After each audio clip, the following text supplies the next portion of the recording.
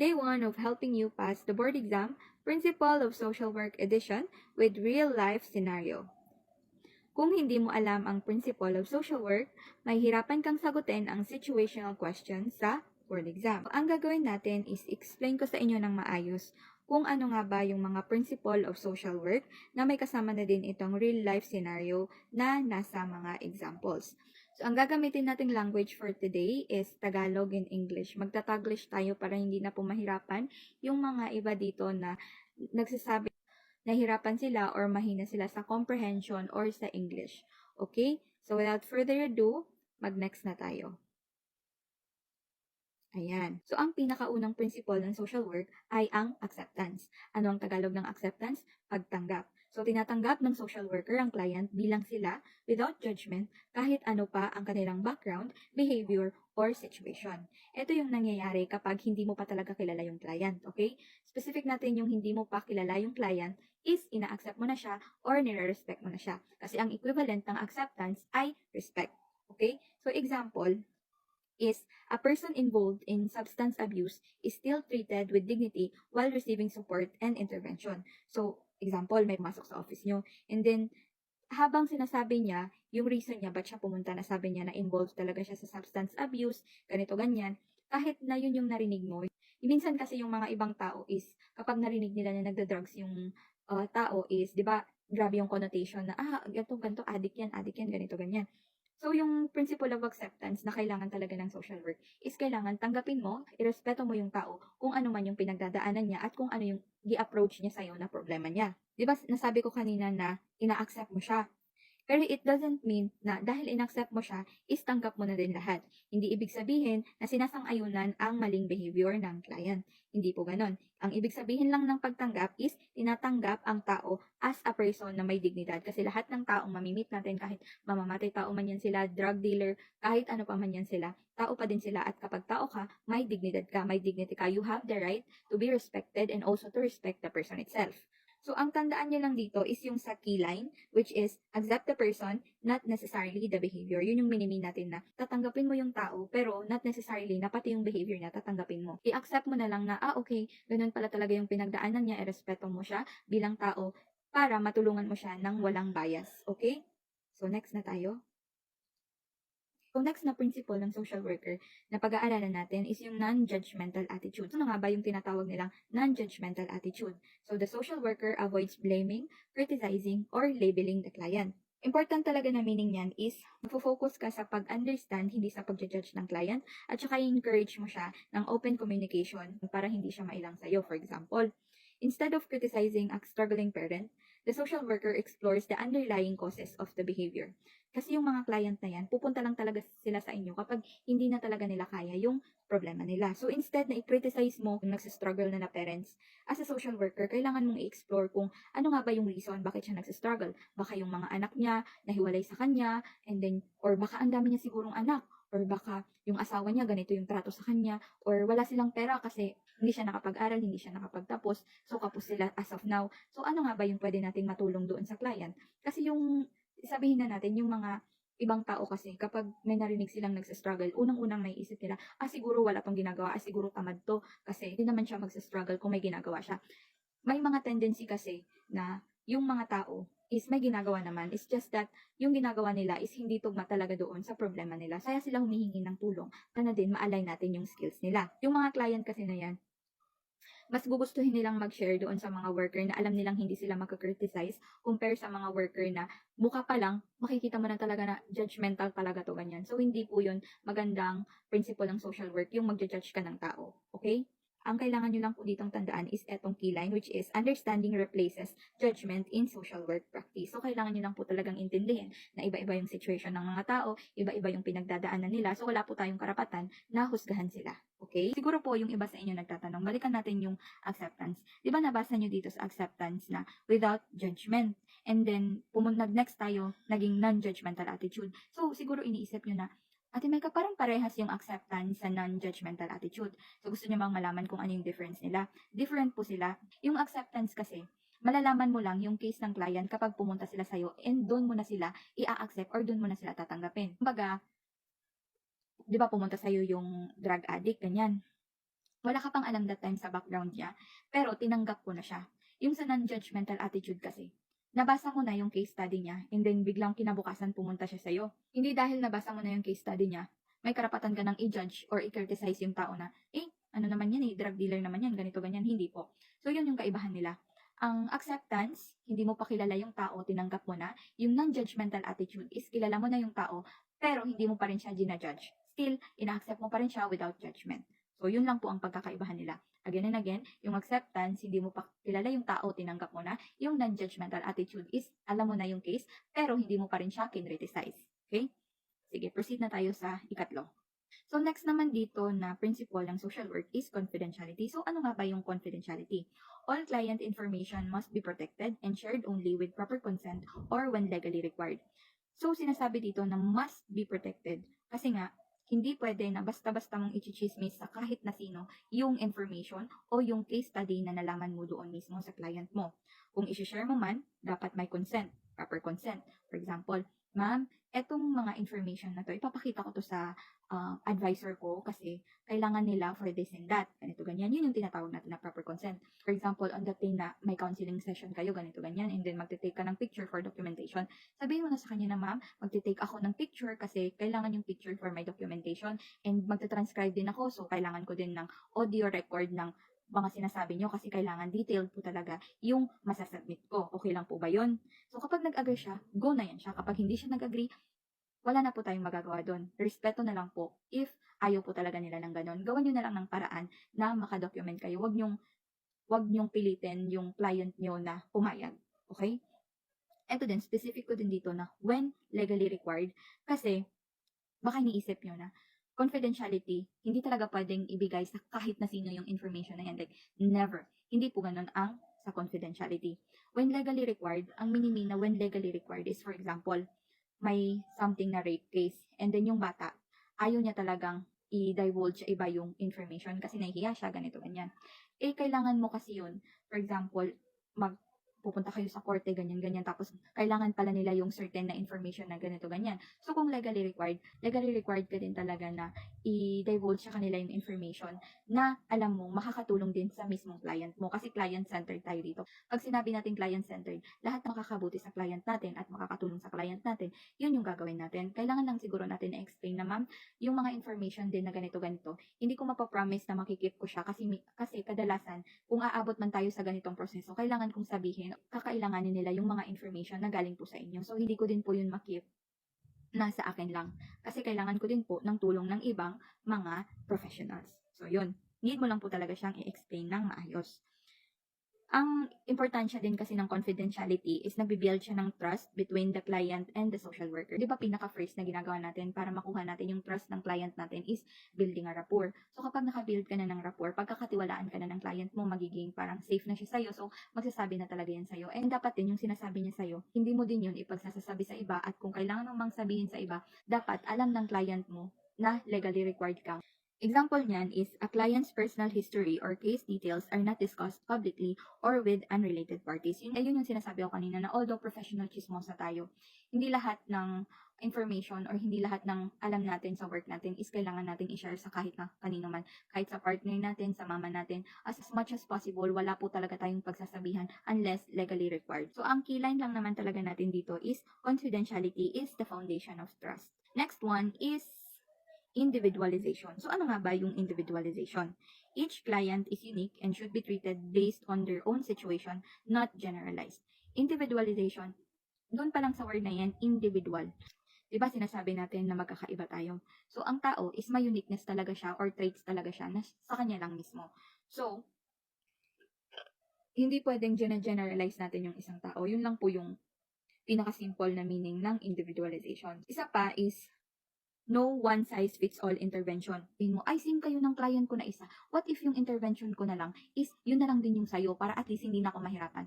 Hindi po ganun ang paggawa ng mga treatment plan. Dapat talaga yung isang tao, dapat po talaga yung dalawang tao magkaiba po sila ng treatment plan, magkaiba dapat sila ng intervention at lalong-lalo na hindi nyo sila pwedeng sabihan na parehas lang naman kayo. Okay?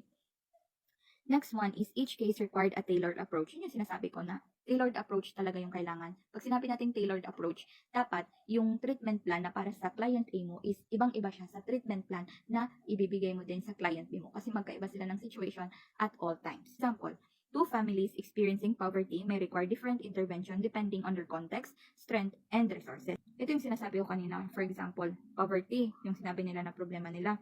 Yung isang pamilya, what if isa lang pala yung anak nila and nagsistruggle sila kasi nawalan ng trabaho yung asawa niya tapos sanay sila sa maluho na pamumuhay. And then, lumapit sila sa'yo dan sinabi nila na naghihirap kami ngayon, grabe yung paghihirap namin ganito, ganyan. And then, isa lang pala yung anak niya. And then, yung isang client mo, 10 yung anak niya. Tapos, nawalan din ng trabaho yung asawa niya na, for example, sabihin na natin na labor. 'Di ba? Magkaiba talaga sila kasi yung sa labor, mas konti yung kita niya compare doon sa blue collared na isa lang yung anak, sa 10 yung anak. So, yun yung sinasabi natin na hindi po talaga pwede na pagparehasin mo yung dalawang problema just because same sila ng sinabi na problema. Okay? So, ang key line lang naman na pwede nating tandaan dito is each client has a unique story and a unique needs. Kasi magkakaiba po tayo. Again and again, ulitin po natin na magkakaiba po yung mga tao kaya iba yung story nila sa story ng isa at iba din yung pangangailangan nila sa pangangailangan ng isa. Self-determination. So, ano nga ba yung self-determination? Self-determination, client have the right to make their own decision regarding their lives. Yun yung sinasabi natin na hindi pwede na tayo po yung magde-decide kung ano yung makakabuti sa ating client. Even though pumunta sila sa atin para magpatulong kasi hindi na nila kaya yung problema nila, may innate capacity pa rin sila na i-resolve talaga yung problema nila. It's just that, as of now, masyado pang crowded or masyado pang maraming iniisip or masyado pang marami yung nasa isip nila kaya hindi nila mapagtugma-tugma yung kailangan nilang gawin. Ang goal natin na social worker is tulungan sila at iparealize sa kanila na kaya din nilang tulungan yung sarili nila. Yun yung minimin natin sa self-determination. Hindi pwede na, for example, may client ka tapos feel mo talaga na yung intervention na to is makakatulong sa kanya. Pero ayaw niya kasi sinasabi niya na, ma'am, hindi ko yan gusto kasi ganito yung situation ko, ganito ganyan din. Ikaw magsasabi ka din ng worker na, hindi ma'am, kailangan ganito yung gawin mo kasi nag-work talaga to doon sa isang client ko. So, mag-work din yan sa'yo. Then, ayaw niya talaga din, pinagpilitan mo din. Pag ayaw talaga ng client ko, sabihin mo, bahala ka na lang, huwag ka na lang talaga pumunta dito kasi hindi ka naman nakikinig. Maling-mali po yun. Kasi, ang self-determination, ang decision is usually nasa client. Kahit ano pang sabihin ng social worker, kahit ano pang sabihin ng worker kung ayaw ng client or kung hindi gusto ng client or gusto niyang ibahin, is kailangan sundin natin po sila. Bakit? Sila mismo yung nakakaalam sa kanilang problema. They are just there to help them realize their own problem, realize their own solution, and realize na may potential sila. Okay? Pinaka-important na meaning lang talaga naman dito is social worker guides, not control. Okay? Client autonomy is respected. Yun lang po talaga yung mga important meaning lang din naman ng self-determination. So, magbigay tayo ng example. A client chooses whether to accept a referral or follow a recommended intervention. So, may karapatan po talaga silang mag-accept na or mag-refuse sa atin. For example, nung undergrad pa lang ako, pinagawa na kasi kami ng case study. And, hindi ko kasi alam, or syempre kapag fresh grad ka, marami kang pinaglalaban. So, ang nangyari nun, may isang client ako na student lang din. And alam ko talaga na yun yung makakatulong sa kanya. Pinagpilitan ko talaga dahil sabi ko, girl, makakatulong talaga to sa'yo, ganito, ganyan. And sabi ng professor ko, ito talaga daw yung makakatulong sa'yo. Kaya pumayag ka na, sabi ko. Dahil ayaw niya talagang pumayag kasi nga, may sariling reason siya. Hindi niya sa akin masabi kasi naiinis na din pala siya deep inside sa akin. And ako din, naiinis na din ako sa kanya. Sabi ko, grabe ka naman. So, nung naging RSW na ako, doon ko lang talaga na-realize na grabe pala yung pagkakamali ko. Kasi imbis talaga na makabuild kami ng trust, makabuild kami ng rapport, at irespeto ko yung desisyon niya, ini-impose ko pa talaga na gawin niya yung mga bagay na hindi niya talaga gustong gawin. So, very, very, very wrong talaga yun siya. Okay? So, yun. Ang key line na kailangan nating tandaan dito is the client is ang key line talaga na kailangan nating tandaan dito is the client is the decision maker in their own life, hindi po tayo na worker. Next is empowerment. So, ano nga ba yung empowerment? Empowerment is helping client develop confidence, skills, and capacities to solve their own problems.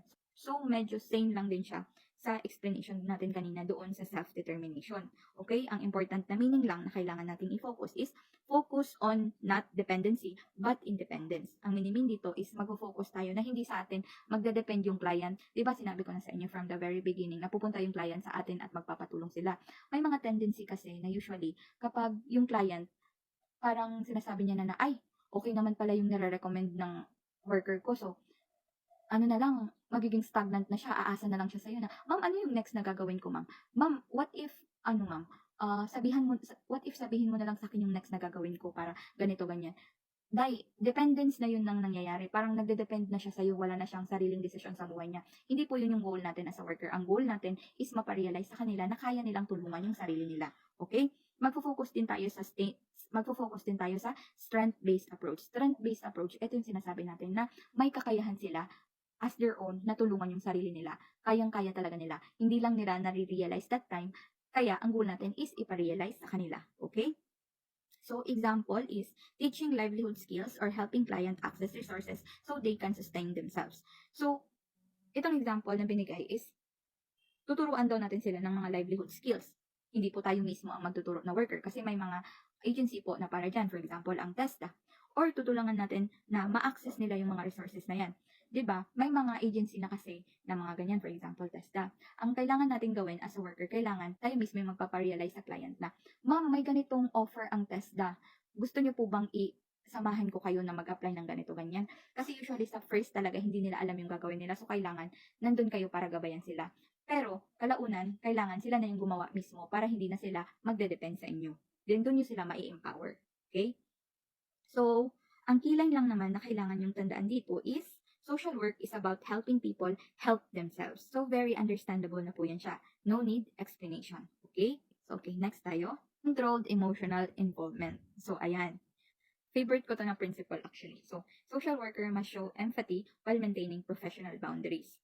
Ito yung sinasabi natin na even though nasasaktan tayo sa lahat ng problema or sa lahat ng story na sinasabi sa atin ng client natin, hindi niya tayo pwedeng makita na umiiyak sa harapan niya. There's this one time na yung professor namin sa MSU, fresh grad daw siya that time, I think he's 17. Tapos, may pumunta sa kanya na client and grabe daw yung pinagdaanan ng client na yun. So, ang nangyari, pigil talaga yung iyak niya dahil like, nagpipigil siya ng iyak kasi hindi pwede talaga na umiyak ka sa client mo. Kasi imbis na siya yung i-comfort mo, ikaw pa yung i-comfort niya. Hindi na pwede yun. Okay? So, ang nangyari, pinakinggan lang siya ng professor namin, pinakinggan lang niya yung lahat ng hinaing nung pumunta sa kanya na client, ganito, ganyan. Tapos nung hindi na niya mapigilan, pumunta siya sa CR, doon na siya humagulgol, doon na siya umiyak, ganito, ganyan. Kasi tao lang din naman tayo, hindi porket social worker tayo, hindi na tayo nasasaktan, hindi na tayo nakakaramdam, or hindi na tayo naiiyak. Normal lang na makaramdam tayo kasi yun talaga tayo, empathetic talaga ang mga social workers. Pero hindi natin pwedeng ipakita sa client natin na grabe tayo kaapektado sa nangyayari sa kanila kasi hindi yun yung makakatulong sa kanila.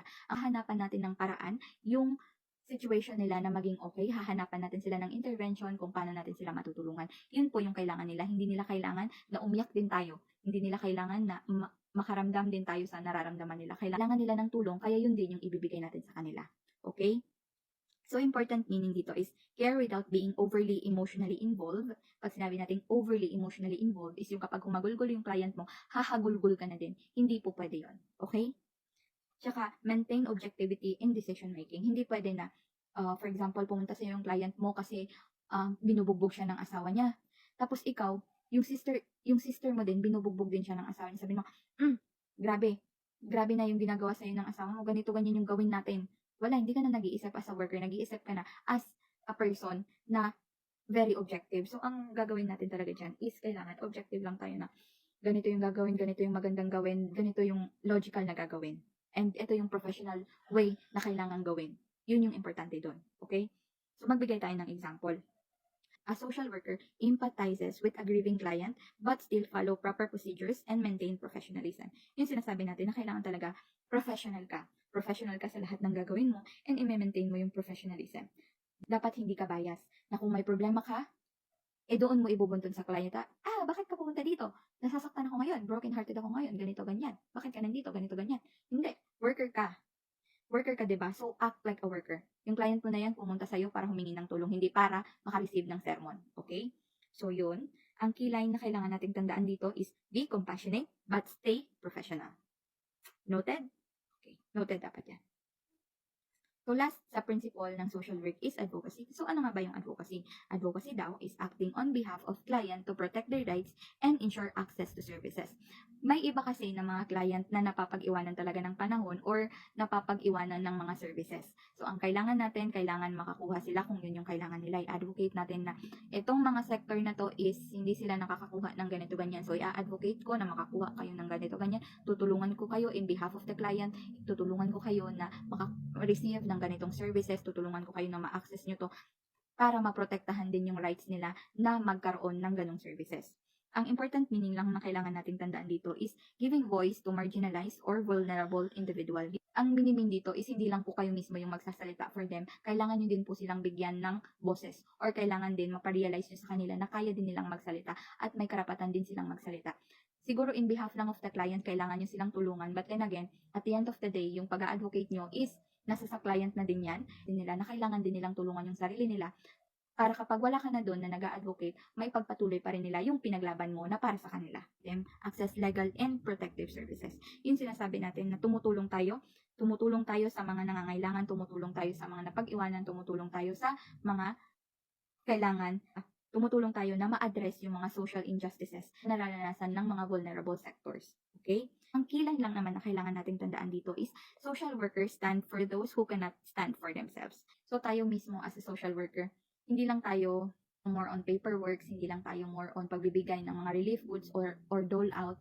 Kasi at the end of the day, tayo-tayo lang din ang magtutulungan, tayo-tayo lang din ang tutulong sa iba, at tayo-tayo lang din ang makakatulong sa ating sarili. So, in situational questions talaga, this principle guide your decision making. So, sige, sinasabi ko sa mga videos ko na kapag na-meet nyo yung mga ganitong principle, isipin nyo na kung social worker ako, ano yung i-a-apply ko? Kung social worker ako, ano yung dapat kong gawin? Kung social worker ako, ano yung kailangan kong itulong or maitutulong ko? Kasi kailangan din natin i-consider kung ano yung pinaka-ethical, kung ano yung client-centered, at kung ano yung pinaka-appropriate na sagot sa board exam. Kasi kapag talaga sa board exam, maraming mga principle na lalabas and akala mo, yun na talaga yung tamang sagot. Sabi mo, simple-simple lang to na ganito, ganito, ganyan.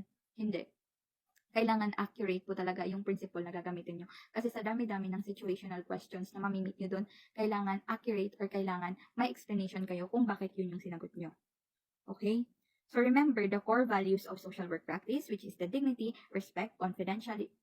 So i-remember nyo lang yung core values ng social work practice, which is yung dignity, respect, confidentiality, empowerment, and client-centered approach. Isipin nyo na lang na ang principle of social work ang magsisilbing gabay mo, not just for the exam, but for real-life practice as a soon professional social worker. See you on the other side, future social workers. Bye-bye!